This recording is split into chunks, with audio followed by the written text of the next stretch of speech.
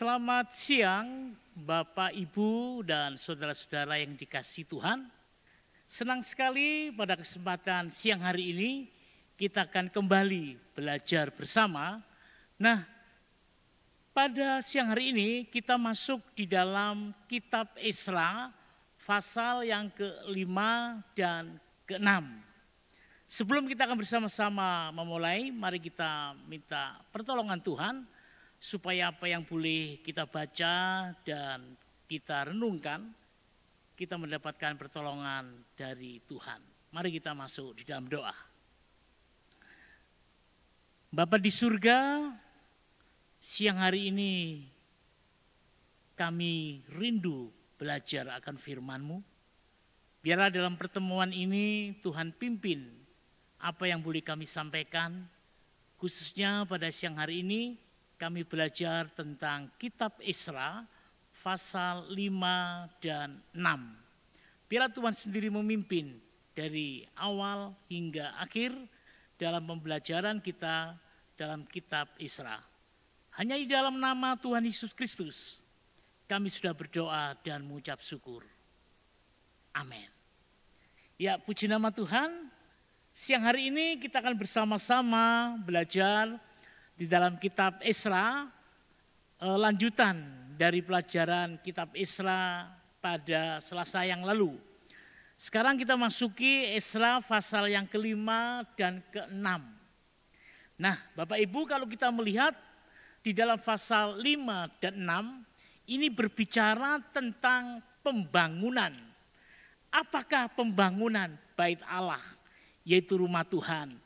Hari ini pasal 5 dan 6 benar-benar selesai. Mari kita akan pelajari bersama-sama. Kita akan membaca terlebih dulu dalam kitab Esra.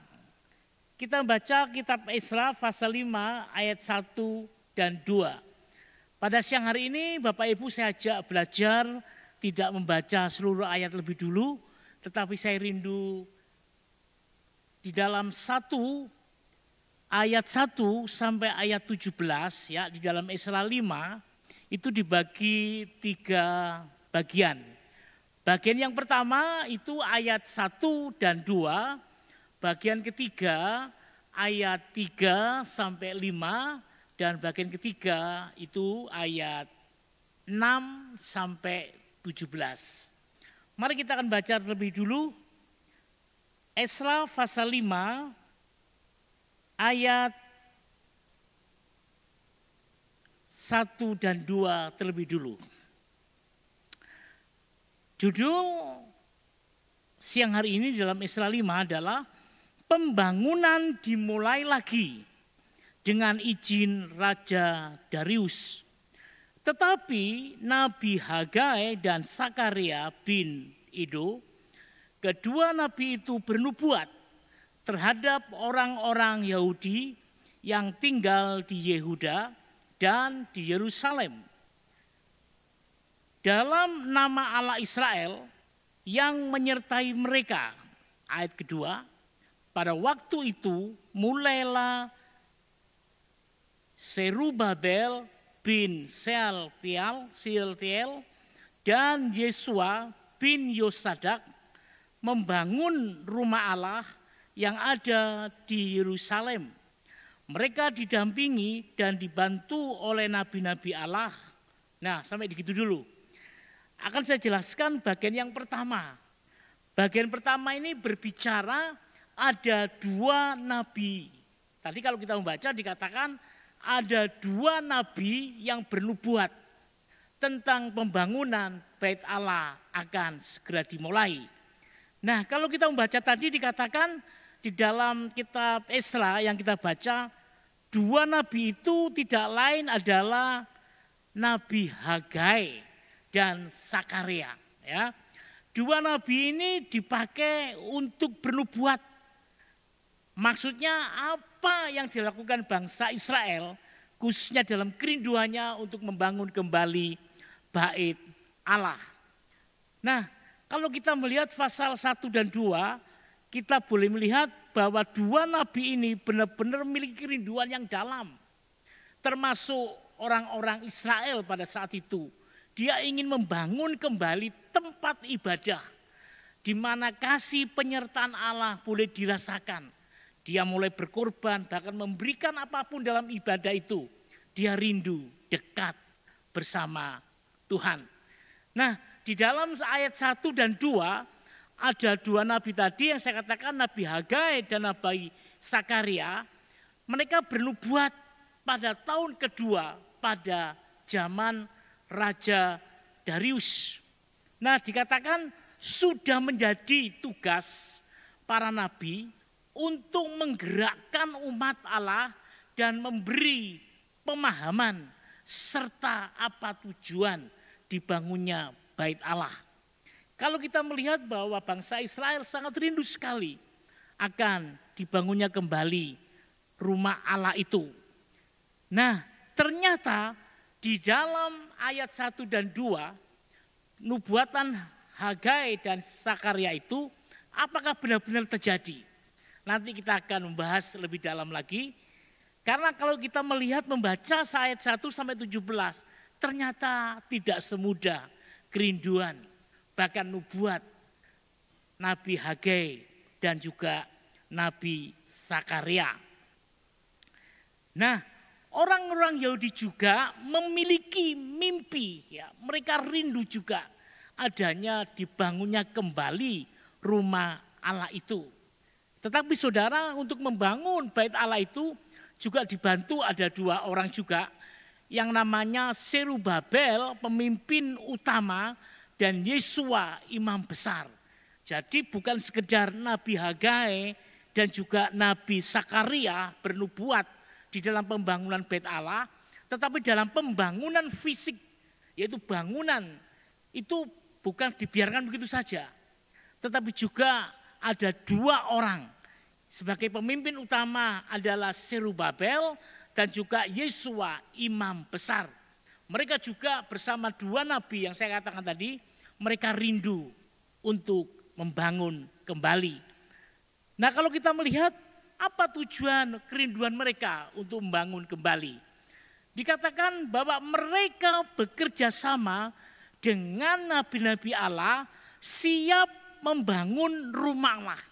Ya, jadi tadi saya katakan Hagai dan Sakaria bukan saja dia bernubuat akan rumah Allah yang dibangun, tetapi juga dibantu Serubabel sebagai pemimpin dan juga Yesua, mereka juga orang-orang yang membangun sehingga rumah Allah yang dibangun itu benar-benar nyata.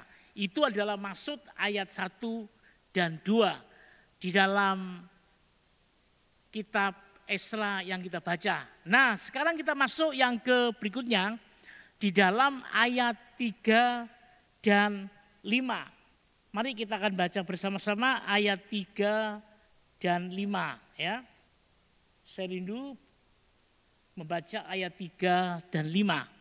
Jadi ayat 1 dan 2 bukan dibiarkan begitu saja, tetapi ada dua nabi bernubuat dan juga Serubabel dan Yesua membangun tembok ya. Jadi ada 4 orang yang bekerja sama untuk rindu bersama orang-orang Israel saat itu untuk membangun. Berikutnya kita akan membaca ayat 3 sampai ayat ke-5. Tetapi pada waktu itu juga datanglah kepada mereka Tatnai, bupati daerah sebelah barat Sungai Efrat, bersama dengan Setar Bosnai dan rekan-rekan mereka, dan beginilah katanya kepada mereka. Perhatikan, siapakah yang memberi perintah kepadamu untuk membangun rumah ini dan menyelesaikan tembok ini? Ayat 4, lalu katanya pula kepada mereka, siapakah nama-nama orang yang mendirikan bangunan ini? Ayat yang kelima, tetapi mata Allah mengamat-amati para tua-tua orang Yahudi, sehingga mereka tidak dipaksa berhenti oleh orang-orang itu, sampai ada berita diterimanya oleh Darius dan kemudian dikirim kembali surat jawaban mengenai hal itu. Nah, Bapak Ibu yang kasih Tuhan, kalau kita membaca dengan teliti ya, ayat 3 sampai ayat ke-5, ternyata untuk kerinduan yang dalam untuk membangun bait Allah mulai ada masalah. Kenapa saya katakan masalah? Karena ternyata ada orang atau bupati, penguasa tempat lain. Mereka juga ingin apa? Mempertanyakan siapa yang memerintah membangun kembali. Siapa nama-nama mereka? Ini masalah. Tadi dengan jelas kalau kita melihat di dalam ayat 1 dan 2, jelas sekali ada 4 orang nama di sana ya. Ada Nabi Hagai, ada Nabi Sakaria, ada Serubabel, ada Yesua. Mereka membangun bekerja sama. Tetapi pada ayat 3 sampai 5 ini menemukan permasalahan. Masalahnya apa? Ternyata ada orang-orang yang tidak senang. Ada orang-orang yang tidak ingin rumah Allah itu dibangun kembali. Ayat 3 sampai ayat 5 itu berbicara apa? Ayat 3 sampai ayat ke-5 itu berbicara mereka. Siapa itu mereka? Mereka itu adalah Tatnai. Tatnai adalah bupati daerah barat Sungai Efrat bersama Setar Bosnia. Mereka apa? Mereka berharap supaya rumah itu tidak jadi. Atau tidak jadi supaya apa? Terbengkelai kembali. Memang rumah Tuhan ini tidak gampang ya. Karena ada orang-orang yang benar-benar tidak suka, tidak senang. Sehingga mengharapkan rumah itu tidak bisa jadi. Nah, Bapak Ibu yang dikasih Tuhan, ternyata untuk membangun sebuah rumah Tuhan untuk beribadah umat Israel itu tidak gampang. Ada masalah, ada rintangan, ada iri hati. Tentunya tadi kalau kita membaca bupati setempat ya bagian barat Sungai Efrat. Mereka bertanya-tanya, merasa tidak senang apa yang dilakukan orang-orang Israel khususnya untuk membangun bait Allah. Nah, itu berbicara tentang ayat 3 dan 5. Sekarang kita masuk pada bagian yang ketiga, itu pada ayat 6 sampai ayat yang ke-17. Nah, pada ayat 6 sampai 17 ini berbicara apa? Kalau kita tadi melihat ayat 5 ya, ayat 5 3 sampai 5, mereka memiliki iri supaya apa? Menggagalkan pembangunan bait Allah. Tetapi kalau kita membaca dengan teliti ayat 6 sampai 17 beda, Saudara ya. Kalau kita membaca ayat 6 sampai 17 dikatakan mereka lebih adil dalam perkara ini. Adilnya apa dalam perkara ini? Padahal kalau kita membaca ayat 5 tadi, mereka benci, ingin menggagalkan. Bahkan siapa yang mendirikan nama-nama mereka? Ini menunjukkan apa? Iri hati mereka untuk menghendaki supaya rumah Allah tidak dibangun. Coba sekarang kita masuk bagian yang ketiga. Kita akan baca bersama-sama di dalam ayat 6 sampai ayat yang ke-17. Ini cukup panjang, tetapi paling tidak kita mengetahui apa rencana, apakah bait Allah itu akan benar-benar dibangun sampai selesai atau sekedar impian. Karena lama sekali sih untuk mendirikan bait Allah. Nah, kita akan baca bagian ketiga di dalam Esra 6 sampai 17. Saya bacakan buat kita bersama. Inilah salinan surat yang dikirim Tatnai, bupati daerah sebagai bagian barat Sungai Efrat, bersama-sama dengan Setar Bosnia dan rekan-rekannya, para punggawa atau daerah sebelah barat Sungai Efrat kepada Raja Darius. Ayat ke-7. Mereka mengirim laporan tertulis kepadanya yang bunyinya sebagai berikut. ke hadapan Raja Darius, salam sejahtera. Kiranya Raja maklum bahwa kami datang ke daerah Yehuda, ke rumah Allah yang Maha Besar. Rumah itu sedang dibangun dengan batu yang besar-besar, sedang dindingnya dilapisi dengan kayu, dan pekerjaan itu dikerjakan dengan seksama dan berjalan lancar di tangan mereka.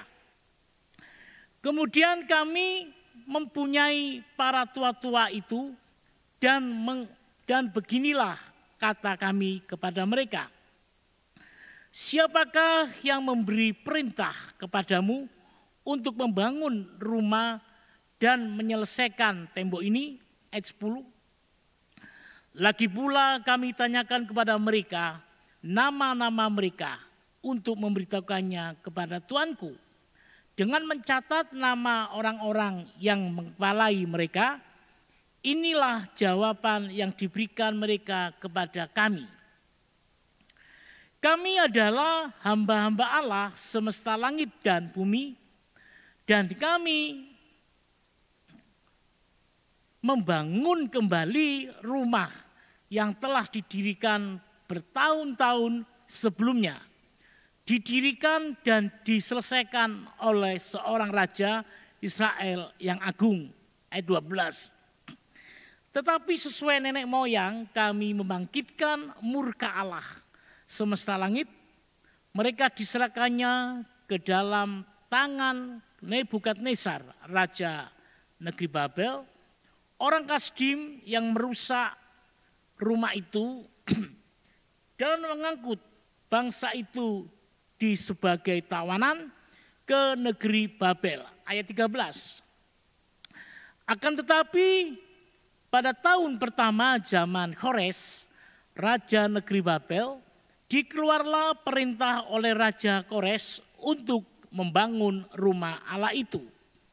Juga perlengkapan emas dan perak dan rumah Allah yang telah diambil oleh Nebukadnezar dari bait suci yang di Yerusalem dan dibawa ke dalam bait suci yang di Babel.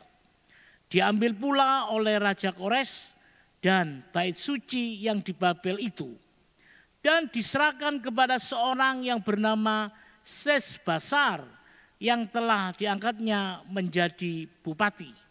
15. Perintahnya kepadanya, ambillah perlengkapan ini, pergilah dan taruhlah itu di dalam bait suci yang di Yerusalem, dan biarlah rumah Allah dibangun di tempatnya semula. 16.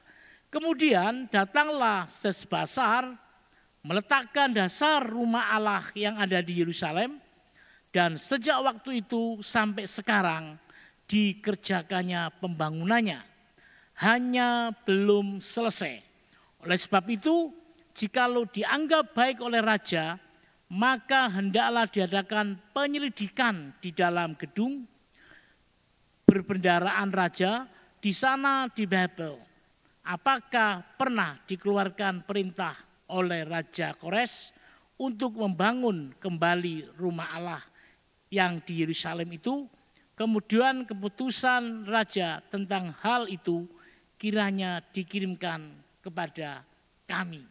Nah, Bapak Ibu yang kasih Tuhan, tadi saya katakan bagian yang ketiga ini adalah bagian yang menentukan apakah benar-benar terjadi sampai selesai pembangunan bait Allah atau cuma sekedar impian. Tadi saya katakan ayat 1 sampai 2, berikutnya bagian kedua ayat 3 sampai 5, dan bagian yang ketiga ini ayat 6 sampai ayat yang ke-17. Ini berbicara apa? Ini berbicara mereka adil dalam duduk perkaranya. Semestinya mereka mengurus siapa yang bangun, nama-nama siapa yang mulai. Bahkan semua naskah-naskah yang pernah dibangun terus dihancurkan oleh Raja Nebukadnezar, itu mau dia apa? Diminta apakah benar ada kerinduan bangun kembali Raja Darius ini. Nah, kalau kita membaca di dalam ayat 6 sampai ayat yang ke-17, kita menemukan ada beberapa yang menarik. Yang pertama kita melihat bahwa ternyata ayat 6 sampai ayat 17 itu berbicara apa? Mereka tidak marah. Mereka tidak merusak. Mereka juga tidak menghentikan pembangunan Bait Allah. Cuma mereka ingin melihat apa benar ada data-data atau naskah-naskah yang perlu diingat kembali. Apakah benar rumah Allah itu akan dibangun kembali. Nah, saudara yang dikasih Tuhan, kalau kita membaca tadi ayat 6 sampai 17 dikatakan mereka menyebut Bait Allah yang maha besar. Dan orang-orang Samaria biarpun mereka banyak ilah dan berhala, tetapi mereka melihat kebesaran Allah. Wah, luar biasa. Tadi dikatakan sebelah bagian barat Sungai Efrat itu adalah Samaria. Mungkin dua orang tadi saya katakan mereka benci atau iri. Tetapi kenyataannya kalau kita melihat dalam ayat 6 sampai 17, ternyata kemungkinan terjadi itu tidak terjadi. Mereka iri membenci, tapi akhirnya mereka dikatakan mereka malah mengagumi akan kebesaran. Karena apa? Karena Bait Allah yang dibangun lama tidak selesai-selesai, akhirnya mereka melihat kebesaran Allah di dalam bangsa Israel benar-benar terbukti. Bahkan mereka dikatakan apa? Mereka tetap mengakui Allah orang Israel lebih besar dan kami tidak berani menentang dalam rencana pembangunan Bait Allah. Bayangkan, yang semula mereka mungkin iri, benci, mungkin menolak atau enggak suka Bait Allah itu dibangun kembali. Tetapi kenyataan bagian yang ketiga ayat 6 sampai 17 ini membuktikan hatinya mereka mulai luluh. Maka dikatakan mereka merasakan adil. Mereka merasakan apa? Ada zaman tersendiri. Berikutnya dikatakan sama saudara kalau kita melihat betapa adil orang-orang Samaria. Mereka mengajukan kepada raja, mereka berkata jujur. Jujurnya apa? Kebesaran Allah sampai dibangunnya kembali Bait Allah. Dia mengatakan orang Samaria ini yang tadi dikatakan sebelah barat Sungai Efrat, yang semestinya mereka sangat marah, tidak suka, ternyata ada sesuatu yang membedakan dalam hidup mereka.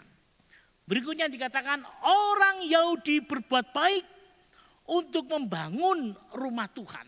Tentu karena kenapa dia berbuat baik? Karena orang-orang Israel tentunya dengan nubuatan Nabi Hagai dan Nabi Sakaria rindu benar-benar rumah Allah itu dibangun kembali. Nah saudara, itu adalah bagian yang pertama di dalam pasal yang kelima ayat 1 sampai ayat yang ke-17. Berikutnya kita akan melihat bersama-sama di dalam pasal yang ke-6. Nah, di dalam Esra pasal yang ke-6 ini ada 22 ayat. Ini juga sama, akan tidak saya baca seluruhnya, tetapi saya rindu membaca perbagian-bagian dan kita akan boleh melihat bersama-sama turun tangan Allah yang luar biasa. Ya, jadi bukan kerinduan para nabi dan orang-orang yang dipakai Allah untuk membangun Bait Allah, tetapi Tuhan juga turun tangan. Matanya melihat para tua-tua yang benar-benar rindu dibangunnya Bait Allah. Saya rindu membaca ayat 1 sampai ayat yang ke-12. Kita akan melihat Esra pasal 6 ayat 1 sampai ayat 12. Ini bagian pertama ya. Esra pasal 6 ayat 1 sampai 12. Ini bagian pertama. Saya baca buat kita bersama. Ayat 1, pasal yang ke-6.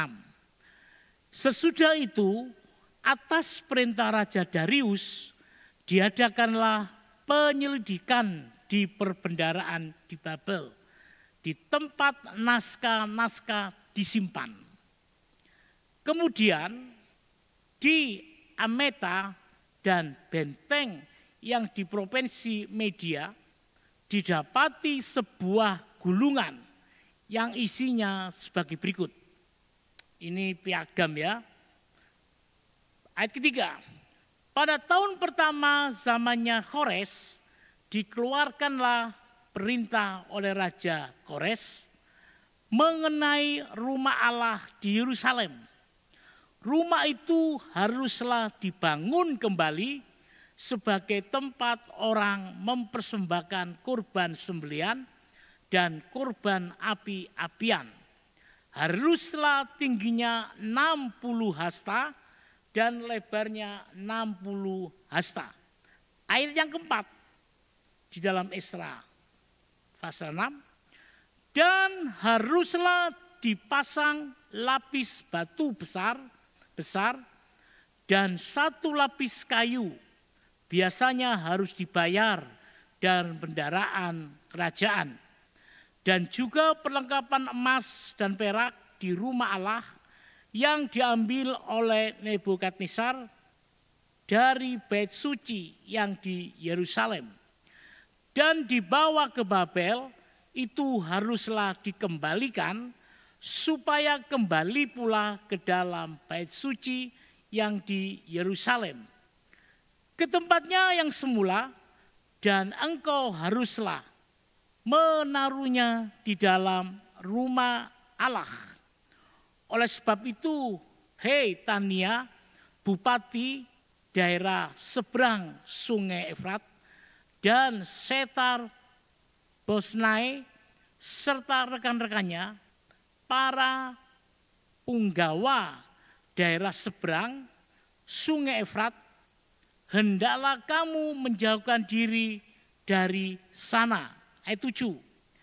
Biarlah perkenaan membangun rumah Allah itu, bupati dan para tua-tua orang Yahudi boleh membangun rumah Allah itu di tempatnya yang semula. Ayat 8. Lagi pula telah dikeluarkan perintah olehku tentang apa yang harus kamu perbuat terhadap para tua-tua orang Yahudi mengenai pembangunan rumah Allah itu, yakni daripada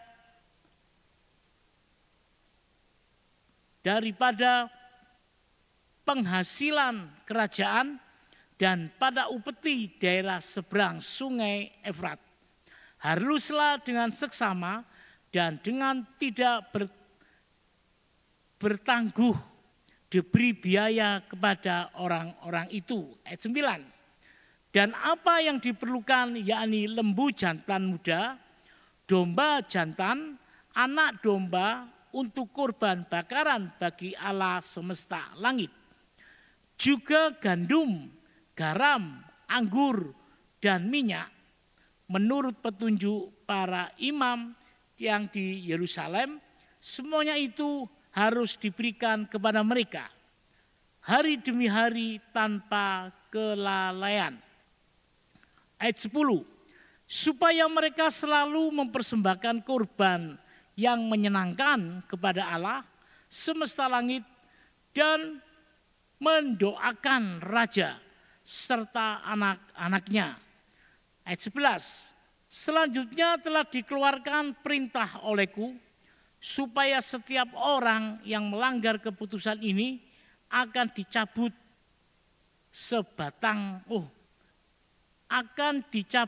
sebatang tiang dari rumahnya untuk menyulakkannya pada ujung tiang itu, dan supaya rumahnya dijadikan reruntuhan oleh karena hal itu.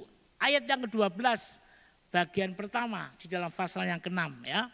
Ayat 12 dikatakan, maka Allah yang sudah membuat nama-nama diam di sana biarlah ia merobohkan setiap raja dan setiap bangsa yang mengacungkan tangan untuk melanggar keputusan ini dan membinasakan rumah Allah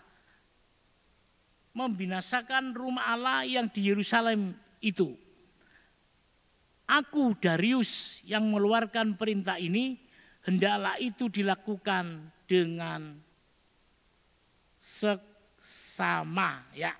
Ayat 1 sampai ayat 12 di dalam pasal yang ke-6 ini adalah cara-cara pekerjaan Allah yang luar biasa, ya.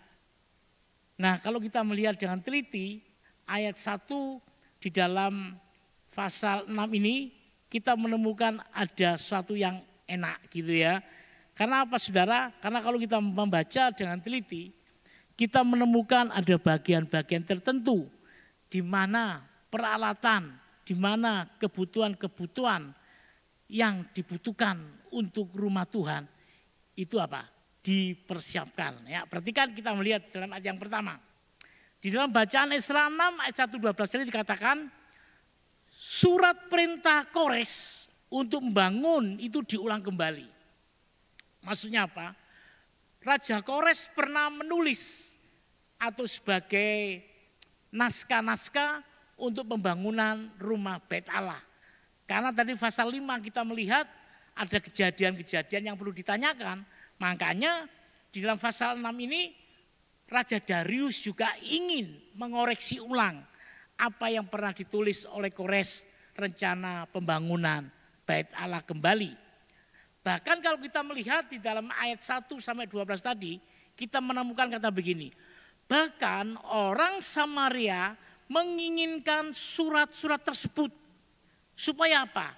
Tidak ditemukan dari naskah-naskah yang dibutuhkan dan surat-surat tersebut dari Babel di mana Kores pernah menandatanganinya. Nah, ini juga permasalahan. Ternyata apa? Ternyata keinginan tahuan itu dari dulu. Naskah-naskah pembangunan Bait Allah itu pernah ditulis oleh Kores di Babel, tetapi itu ditanyakan lagi. Karena apa? Karena orang-orang pada saat itu khususnya orang Samaria yang berdekatan dengan Sungai Efrat bagian barat, mereka juga supaya apa? Mengendaki. Tadi kalau kita melihat pasal yang kelima, mereka iri, ya.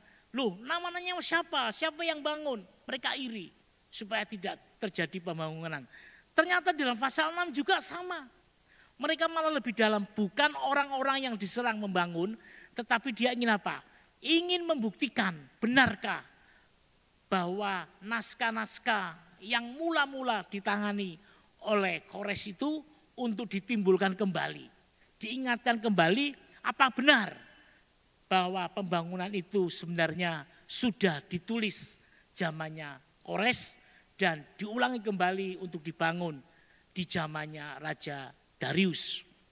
Nah, saudara, berikutnya dikatakan kalau kita membaca di dalam ayat 3 sampai ayat 5 di dalam pasal yang ke-6 kitab Esra dikatakan ayat 3 sampai 5 mengatakan demikian, surat tersebut ternyata ditemukan. Wow, luar biasa saudara. Kalau saudara membaca dengan teliti di dalam ayat 3 dan 5 itu ternyata kebencian untuk membangun Bait Allah dibuktikan dari mana suratnya, mungkin begitu, mana suratnya, mana naskahnya, kok berani dibangun kembali. Nah, ternyata di dalam pasal 6 ini terbukti, ternyata surat atau naskah yang dulunya pernah ditandatangani oleh Raja Kores itu ditemukan. Ya. Bahkan pada saat ditemukan ada sesuatu yang luar biasa. Dikatakan demikian, biaya pembangunan diambil dari perbendaraan kerajaan. Wow, luar biasa saudara. Ya, Raja Darius ini luar biasa. Ternyata dengan surat naskah yang lama yang pernah mungkin hilang gitu ya di Babel gitu, ternyata itu ditemukan kembali dan ditangani oleh Raja Kores. Dan pada saat zamannya rajanya Darius, Darius juga menemukan bukti atau naskah yang perlu diperhatikan. Nah, akhirnya apa saudara? Ada titik baik dalam pembangunan itu. Kalau kita melihat di dalam ayat-ayat berikutnya, dikatakan surat tersebut dicari dan akhirnya ketemu. Sehingga apa yang terjadi? Biaya pembangunan diambilkan dari perbendaraan kerajaan. Kerajaan siapa? Tentunya kerajaan Kores. Ya. Jadi untuk membangun bait Allah paling tidak ada dana yang sudah dipersiapkan. Berikutnya, mengembalikan perlengkapan dan perkakas rumah Tuhan. Luar biasa. Jadi bukan fisik bangunan bait Allah. Biaya pembangunan itu ditanggung oleh Raja Darius, perbendaraan Raja Darius, tetapi juga alat-alat ya, alat-alat yang digunakan. Mungkin itu untuk pembakaran atau mungkin untuk saji-sajian. Semuanya itu untuk pembakaran, kurban bakaran. Alat-alat itu bukan saja biaya pembangunan yang dibiayai, tetapi juga perlengkapan dan perkakas rumah Tuhan juga ditanggung. Cukup? Mari kita lihat berikutnya ya. Kalau kita membaca ayat 1-12 ini luar biasa. Saya mencatat Raja Darius memberitakan pejabatnya. Memberitakan apa kepada pejabatnya? Menyerahkan uang bagi para pembangun bait Allah. Untuk apa? Untuk korban bakaran dan sesuatu yang dibutuhkan. Wah, luar biasa. Ini lengkap saudara. Bukan saja biaya pembangunan bait Allah. Tetapi yang kedua, peralatan, berkakas, perlengkapan dibutuhkan. Bahkan dikatakan tadi, orang-orang yang bekerja itu enggak gratis.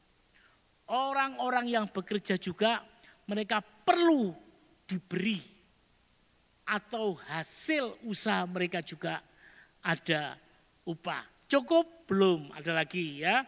Saya mencatat untuk korban bakaran dan sesuatu yang dibutuhkan, Raja Darius juga menyediakan lengkap saudara.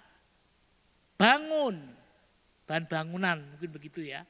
Perlengkapan, orang yang bangun, tapi juga apa? Bahan-bahan atau binatang-binatang yang dikurbankan. Raja Darius juga memerintahkan kepada pejabatnya untuk apa?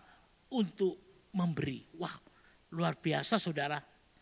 Perubahan yang luar biasa. Berikutnya, bahkan Raja Darius memberikan penghormatan yang pertama bagi Allah Israel. Ini yang luar biasa saudara. Karena mata Allah melihat orang-orang yang bekerja, disertai Nabi Allah Hagai dan Sakaria. Dan juga kita melihat Esra di dalamnya. Tidak sia-sia. Allah bisa menggerakkan Raja Darius itu menjadi apa? Bukan sekedar memberi bahan bangunan. Bukan sekedar melengkapi perlengkapan untuk kurban bahan bakar. Tetapi juga mengupah. Bahkan yang keempat ini yang luar biasa. Darius juga seorang raja menghormati, memberikan penghormatan yang pertama bagi Allah Israel. Wow. Saudara, kalau kita melihat sampai raja itu merasakan zaman Allah.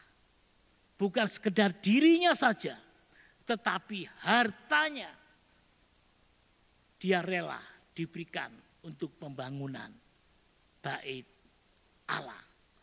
Bahkan dikatakan yang terakhir ini unik. Dan Raja Darius memohon didoakan oleh para penyelenggara ibadah. Bayangkan saudara. Ada zaman yang luar biasa. Ada perubahan hidup di dalam Raja Darius ini. Bukan saja dia mengeluarkan biaya. Bukan saja dia berkorban uang kerajaan perbendaraannya untuk membantu pembangunan Bait Allah. Tetapi dirinya juga dibangun. Dia menghormati Allahnya Israel. Wah, luar biasa. Ini enggak main-main. Bahkan tadi saya mencatat dikatakan Raja Darius juga rindu didoakan. Berarti saudara, kalau sampai orang itu bukan sekedar menghormati, tetapi merasa ada perubahan dalam hidupnya supaya dia juga perlu didoakan. Berarti ada perubahan luar biasa, luar dalam, di dalam diri Darius. Cukup? Belum, ada lagi saudara ya. Nah, dikatakan lagi Raja Darius juga, perhatikan, memberi hukuman bagi orang yang melarang ibadah dengan hukuman mati. Bayangkan saudara, saking cintanya kepada Allahnya orang Israel. Bahkan dia sekedar bukan didoakan saja. Bahkan Darius juga mengeluarkan perintah. Siapa yang melarang orang beribadah, siapa yang melarang ingin bertemu dengan Allahnya di Bait Allah, maka orang itu akan dihukum mati. Dikatakan jadi kalau kita baca digantung gitu saudara ya. Wah, luar biasa, ada perubahan dalam diri Darius, pertobatan yang nyata yang dikerjakan sangat indah. Bahkan yang berikutnya saya menemukan kata begini saudara. Bahkan mengutuk ada bangsa yang menghancurkan. Bayangkan saudara, lengkap sekali Raja Darius ini. Bukan sekedar menyuruh memberikan uang biaya pembangunan, tetapi dia sendiri ada perubahan. Bahkan dia mengatakan siapa yang mengganggu menghalanginya dihukum.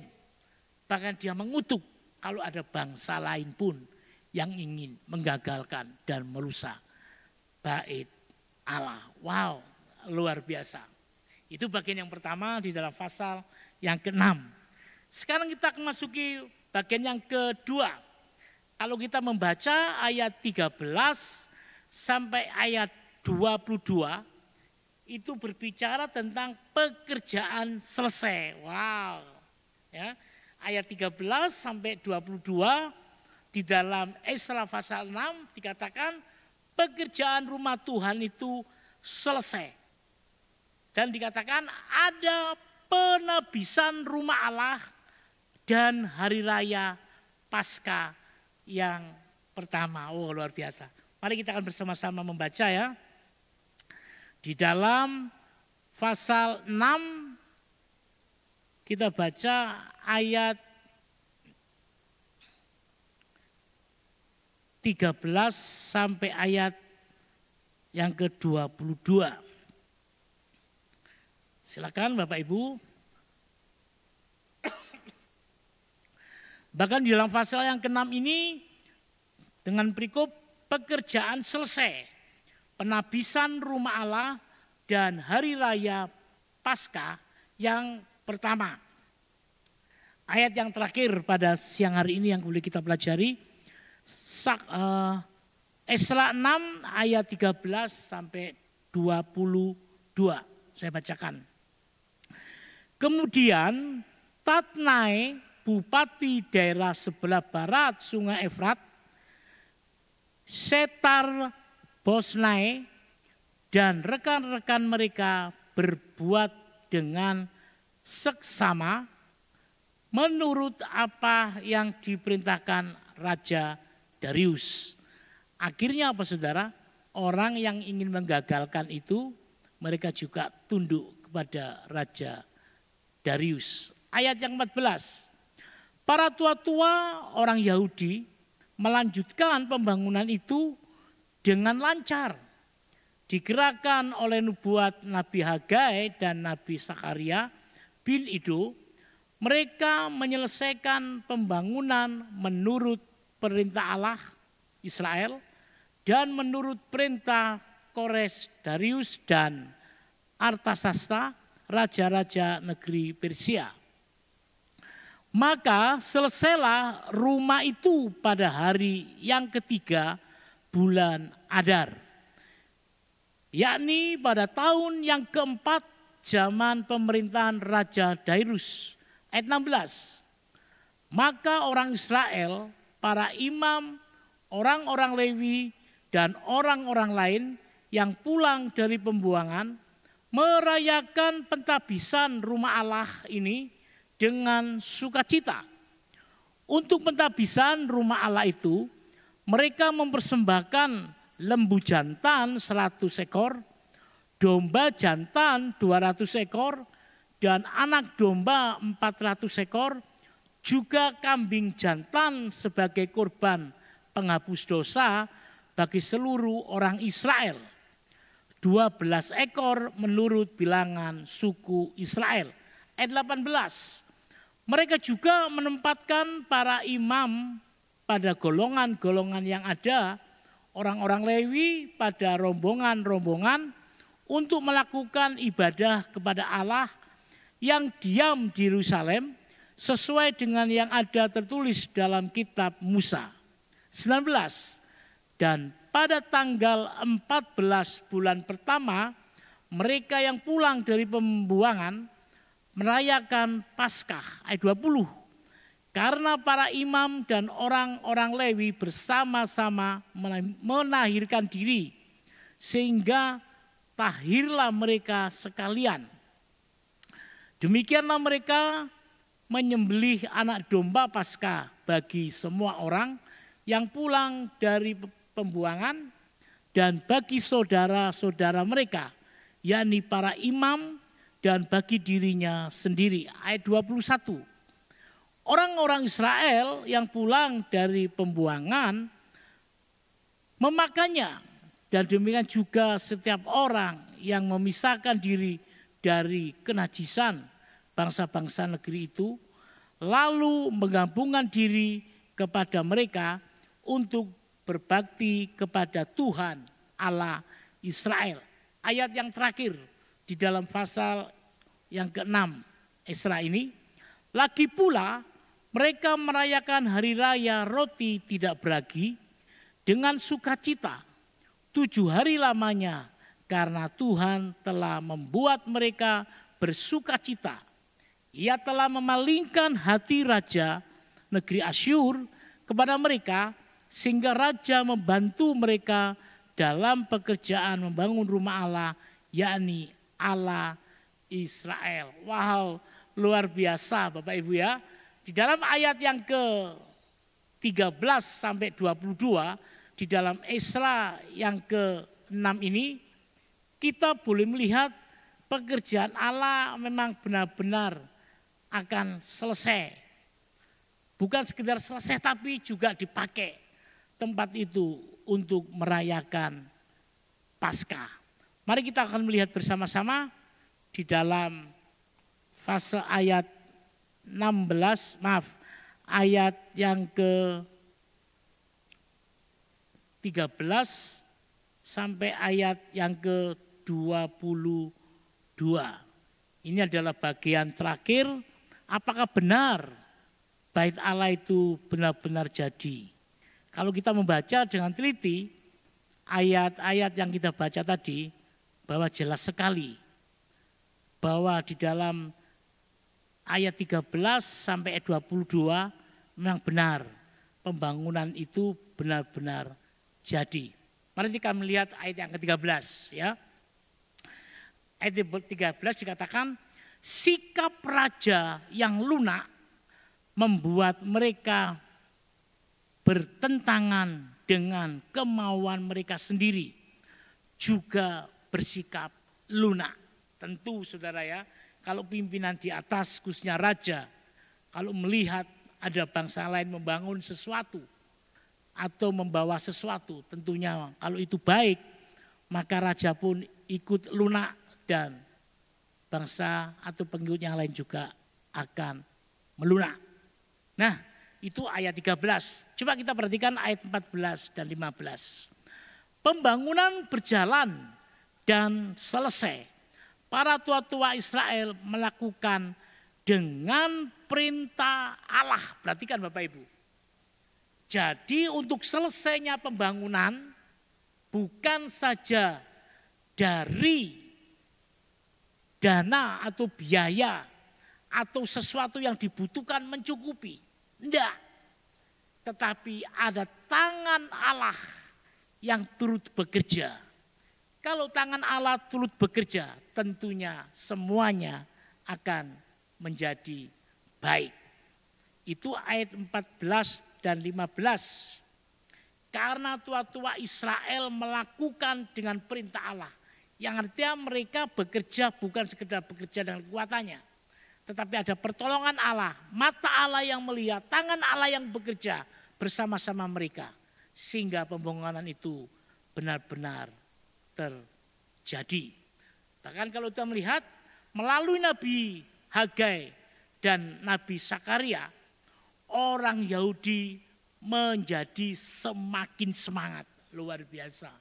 Ya, kalau pekerjaan Tuhan, pimpinan, para hamba-hambanya juga ikut bekerja sama.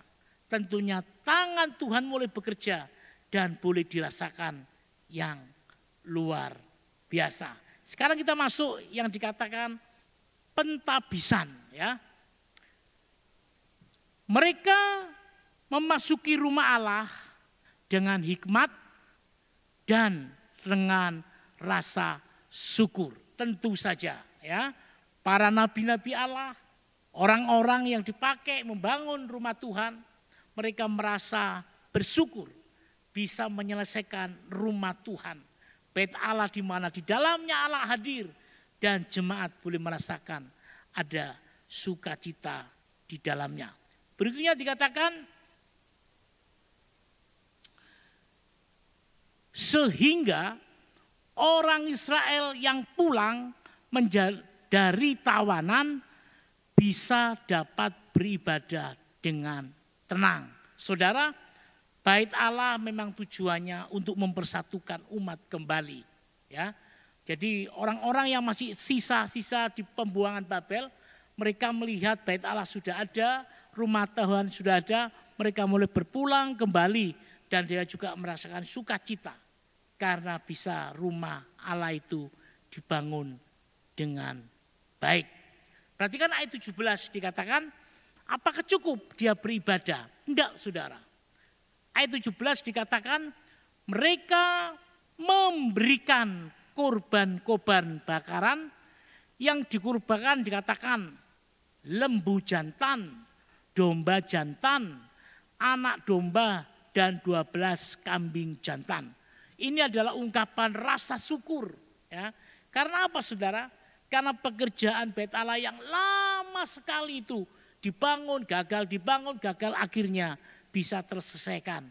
Makanya dia wajib dan wajar kalau mereka juga rindu memberikan persembahan berupa korban bakaran. Umat Israel memang merasakan kemiskinan.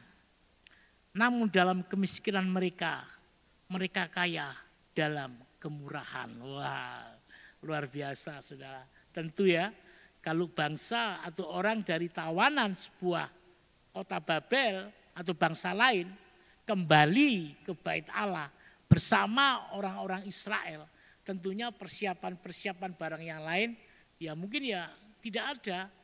Maka dikatakan bangsa Israel pada saat itu dalam penyelesaian bait Allah mereka dalam kemiskinan. Orang-orang mereka mulai berpindah, merasakan pergi kembali ke Yerusalem. Betapa indahnya mereka bisa beribadah bersama-sama dengan keluarga. Ayat berikutnya dikatakan ibadah ini dilakukan dengan penuh sukacita. Luar biasa, saudara.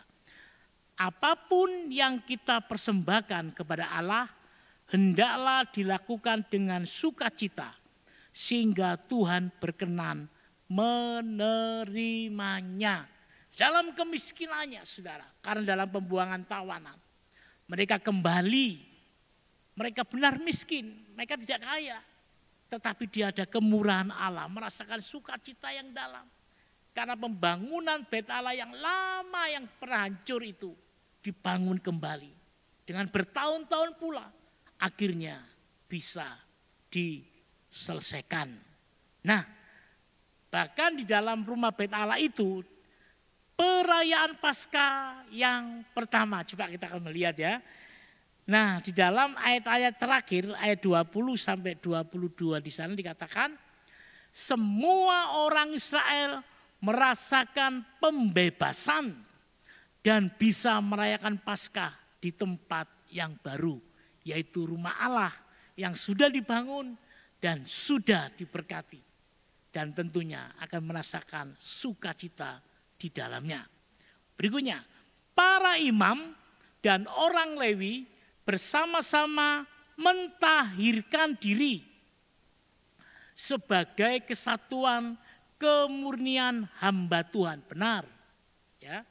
Tentunya saja dalam kemurnian iman mereka, tentunya dia pernah melakukan hal-hal yang kurang baik di hadapan Allah.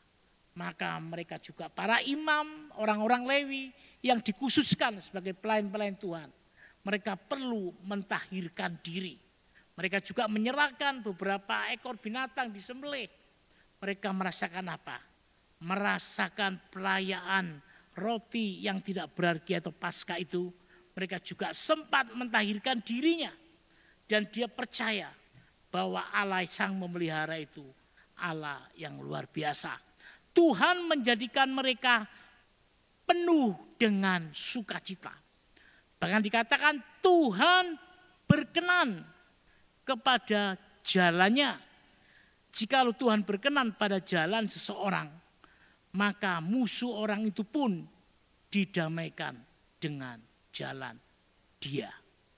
Bapak Ibu yang dikasihi Tuhan, akhirnya di dalam pasal 5 dan pasal ke-6 di dalam kitab Isra, kita boleh melihat bahwa pembangunan rumah Allah itu benar-benar terjadi. Nubuatan Hagai Sakaria, bahkan kalau kita melihat Esra sendiri yang dipakai Allah, terwujudlah rumah yang bertahun-tahun rindu dibangun. Biarpun dengan kendala, masalah, kebencian, akhirnya rumah itu benar-benar jadi dan bisa dinikmati.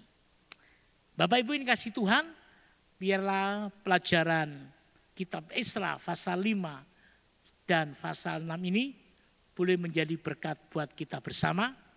Dan biarlah pada pasal-pasal berikutnya tetap semangatlah belajar akan firman Tuhan.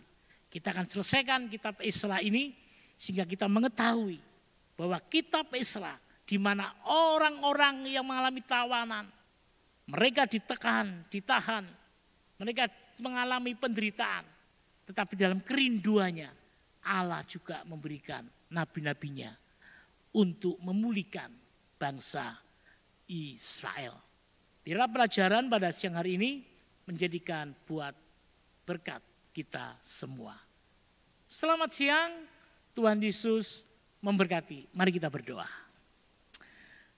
Bapa, kami bersyukur pada siang hari ini di dalam kitab Esra 5 dan 6 yang boleh kami pelajari, kami boleh melihat mata Tuhan yang begitu memperhatikan umatnya.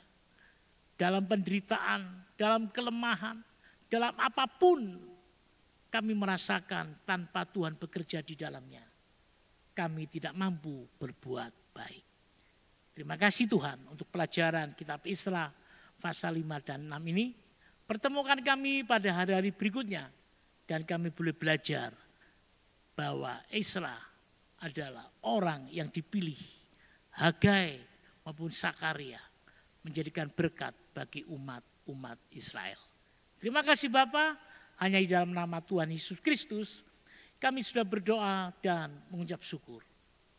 Amin. Tuhan Yesus memberkati.